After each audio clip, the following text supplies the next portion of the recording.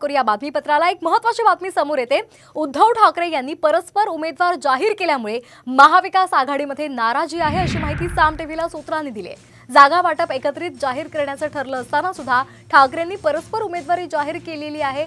सांगली आणि मुंबई उत्तर पश्चिम लोकसभेची उमेदवारी ठाकरेंनी परस्पर जाहीर केली आणि त्यामुळे शरद पवार गट आणि काँग्रेस यांच्यामध्ये नाराजी आहे अशी माहिती साम टीव्हीला सूत्रांकडून मिळते।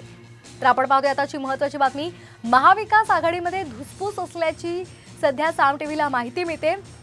उद्धव ठाकरे यांनी परस्पर उमेदवार जाहीर केल्यामुळे महाविकास आघाडीमध्ये नाराजी असल्याची माहिती सूत्रांकडून मिळते। या संदर्भात अधिक माहिती घेऊयात आमचे प्रतिनिधी सुनील काळे यांच्याकडून। सुनील, काय अधिकचे अपडेट्स आहेत? महाविकास आघाडीमध्ये नाराजी असल्याचं बोललं जात आहे उद्धव ठाकरे यांच्याबद्दल।